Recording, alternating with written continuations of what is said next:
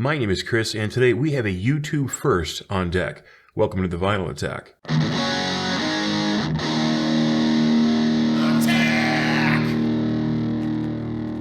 In my recent accidental quest to tackle contentious, if not controversial topics, something many of the amplifier purists might want to know right away is that the BUCHARDT I150, the topic of today's review, is a Class D integrated amplifier. Class D? Quick, run! Hide! That soulless abomination must be burned! Now that the snobs have left the room, the rest of you might be quite interested in BUCHART's first foray into the amplification realm, and I just so happen to have an I150 on hand. Well, okay, first foray might be an erroneous statement, as BUCHART released the A500 active speaker a little over 2 years ago, but this is the company's first independent amplifier being offered on the market, and that's the focus here. Boasting an impressive 150 watts into 8 ohms and 300 watts into 4 ohm speakers, the I150 is definitely not short on power. Using HyperX N-Core technology as the foundation and a quad-core processor to handle the DSP, or digital signal processing, the goal was to produce an amplifier that could offer Class A or AB sounding performance while still maintaining the many advantages of a Class D build. But Class A and AB sound better, I hear you yelling at your screen. On the whole, I'd say I agree with you, but that's certainly not a clear-cut issue, and it's definitely a completely different story than it was years ago. The question here is, does this amp sound as good as those types of amplifiers? If the dedication shown by Maz BUCHART in his quest to make this piece are any indication, the answer is yes. Maz and a surprisingly small team of 6 employees are striving to produce the best hi-fi equipment they can, and they're cutting no corners to get there. For example, the built-in DAC is a Sabre DAC 9028 Pro. BUCHART could have easily gone with the standard 9028 and saved quite a bit of money, and no one would have had a complaint, but that's not how things are done here. Value for money is at the top of their list. Take the included remote control. While I foolishly failed to remember to inquire about its makeup, I'm going to go out on a limb here and say it's machined aluminum, mainly because a magnet wouldn't stick to it, but it's also because of the feel. It's not overly heavy for a remote of this size, but you will immediately notice its superior build quality. It is without question one of the finest remotes I've ever used in both feel and function.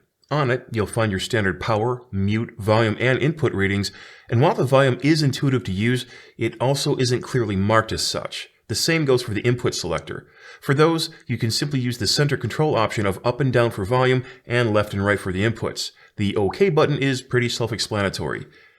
Please let it be self-explanatory. Something you'll probably notice immediately after handling the remote and looking it over is the lack of a battery door on the back.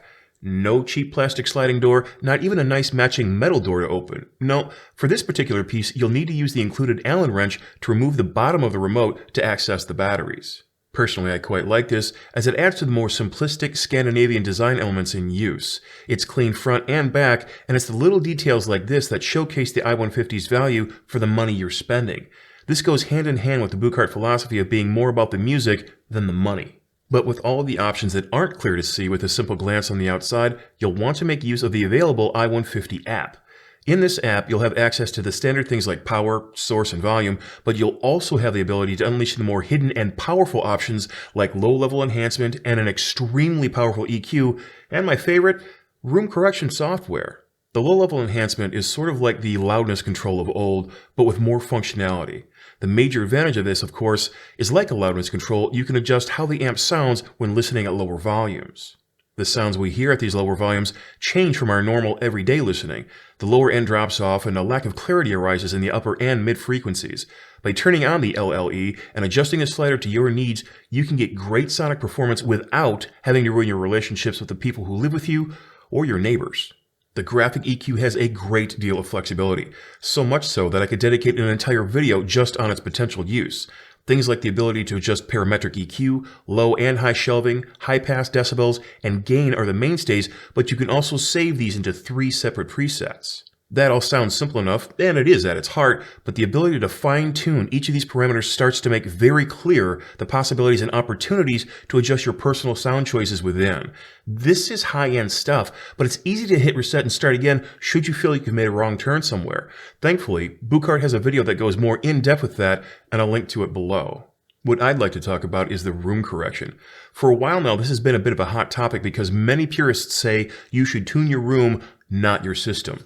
Mainstream listeners, however, are starting to make their voices heard by replying that not everyone has room tuning ability for many different reasons. So, room correction is becoming more common in modern amplifiers. All you need is the app and an iPhone. Yes, the app does work on Android, but at the time of this video, you still need an iPhone to do the listening necessary to enact the room correction. BUCHARTT are working on this, but for a simple solution, Maz recommends simply inviting over a friend who has an iPhone. After all, isn't sharing music with friends part of the enjoyment?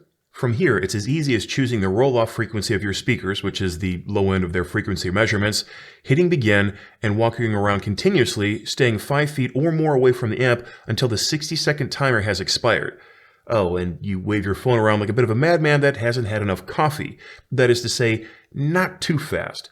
For a prime example, this is Maz doing the EQ shimmy. Once that's complete, you can compare not only the graph that shows the frequency measurements before, but also the changes made. Tapping the icon will apply or remove the feature, so you can listen back and forth to the changes until your heart is content.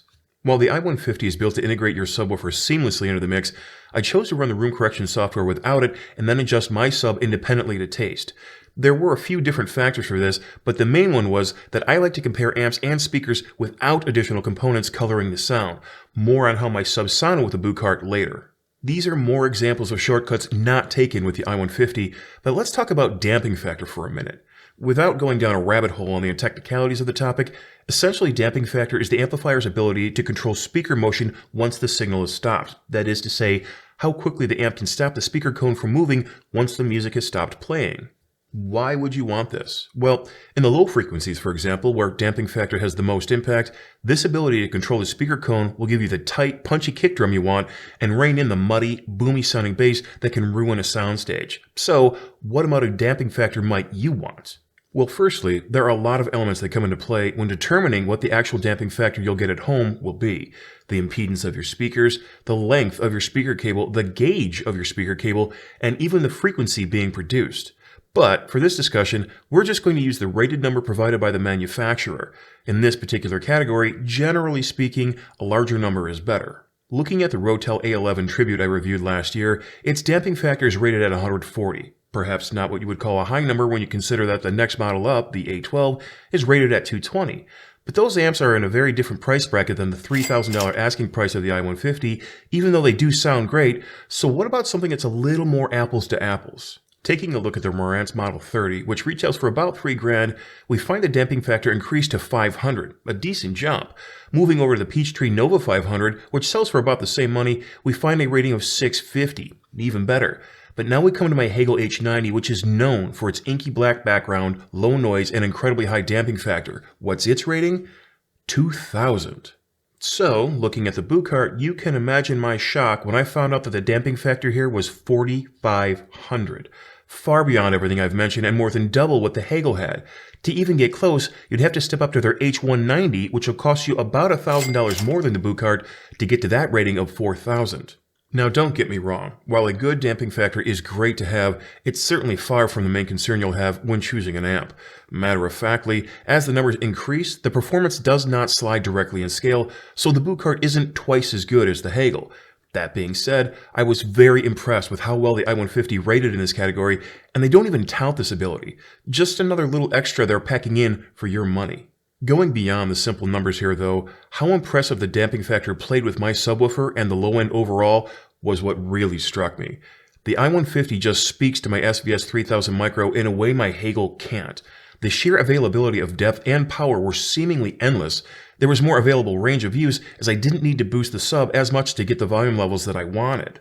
Couple that with the ability to adjust the volume of the sub with either the exceptional SVS app or the BUCHARTT app as well, and I never found pause in tinkering with each album or CD I played just to dial in the right amount of bass that made me happy. If you employ a subwoofer in your system, this should not be overlooked. If you're choosing to use a more traditional two-speaker setup, you'll find much of the same concerning bass response. Listening to multiple records and CDs throughout my time with the I150, the bass performance was simply more present and identifiable on the I150 than with my Hagel. I'd imagine this has to do with the abundance of wattage available as well as a damping factor, but there you have it. Bass is far from the only measure of an amplifier though, at least it should be. So how did the BUCHARTT fare against the Hagel in every other regard? Well, if you're looking for a cut and dry decision, I'm afraid it won't be that simple. Employing the use of a Chesky Records test CD that I downloaded online that contains a multitude of high-definition recordings, I listened to several tracks back and forth between the two. It became quickly apparent that, with this CD at least, the Hagel was a bit more dry and had faster decay. The top end rolled off just a bit quicker than with the BUCHART. The I150 also had a bit more clarity amongst the many instruments that are on this CD throughout. And while it did indeed tout the improved bass performance I noted earlier, I also noted that it had a slightly narrower soundstage. The instruments just weren't quite as far apart in space as they were on the Hagel. Not to the point of any detriment, mind you, but I heard it all the same. Moving over to a CD with which I am most familiar, I put on AC/DC's Back in Black. Interestingly enough, with this album, I found that the Hagel had more clarity and not the BUCHART. The guitars of Malcolm and Angus just had more bite, and the vocals of Brian Johnson were more prevalent and upfront in their presentation. Of course, the kick drum of Phil Rudd and the bass guitar of Cliff Williams filled out the rhythm section more on the I150, once again showing that the bass performance of this amp, especially when using its built-in room correction, was tremendously apparent. I found the same characteristics when playing Killing Joke's self-titled debut, which came out only months after Back in Black. The music trivia is free of charge. Again, vocal performance was a factor for me here. Jazz Coleman's voice is as unique to me as Bon Scott or Brian Johnson, but his guttural, powerful baritone voice just seemed to show through the mix easier on the Hagel. There's a depth to his vocal sound, and while the BUCHART showed it without question, the Hagel just made it easier to hear. So the Hagel for clarity and the BUCHART for bass? Well, mostly. When using my Clear Audio Concept, still outfitted with the Gold Ring Ethos cartridge, running through my EAT Eglo Petite Phono preamp, I really have to get that review done at some point, I largely found the traits similar, but everything was more compliant, for lack of a better term. The BUCHART played exceedingly well with my vinyl setup, and I experienced smooth, accurate playback with every record I put on.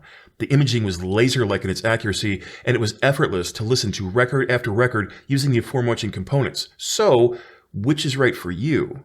I think that's obviously going to come down to your desired features. Do you need wattage to drive lower sensitivity speakers?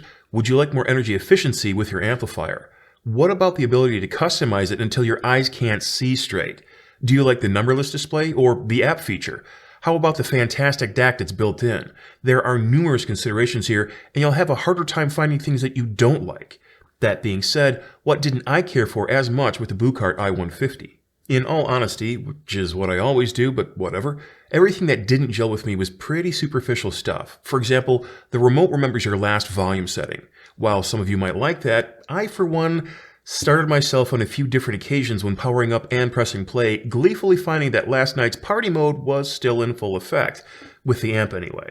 Another thing, again concerning the remote, is that while it was easy to see what was selected and the current volume level with the LED indicator lights, the damn print was just too small for my tastes. Again, not anywhere near a deal breaker. I suppose, though, that the remote coming to life and lighting up whenever moved or lifted kind of negated the small print, as I just dug that feature. I suppose inputs could be a deal breaker for some, and I definitely like to see more than one analog input here, but it did work for my current setup as I've yet to include my TAC tape deck to my system. But digital inputs are available, and the i150 does seem to be targeted a bit more to the newer consumer. Really, the only other thing that I wasn't quite as fond of here was the volume display. While there's nothing wrong with a linear volume display in lieu of using numerical readouts, I just found that I miss seeing numbers. Apparently, volume numbers just make me comfortable with my listening. You might not care at all about such a small item, especially when you consider that the volume control is completely analog, adding just a touch of warmth to the sound. Overall, I enjoyed that this amplifier can be as complicated as you'd like. Do you want to plug it in and just get to listening? No sweat. The simple design on the front of the amp and matching remote make that no trouble at all. Would you care to use just the room correction? Go for it. Fire up the app, take the appropriate measurements, and you're done. Are you more the type that wants to dig in, finely tuning each available EQ frequency to your exacting tastes? What about the low-level enhancement, or the ability to adjust the dB boost, high-pass filter, and distance setting to your right and left channel speakers? Add in a dB setting, low-pass filter, distance, and polarity setting for your subwoofer, and this amp is for you. The possibilities are truly endless, and I think that is almost as great a strength of the BUCHART I150 as its sound performance. Thank you to all of my patrons on Patreon who help support this show. Thanks to you for stopping by to watch, and I look forward to next time.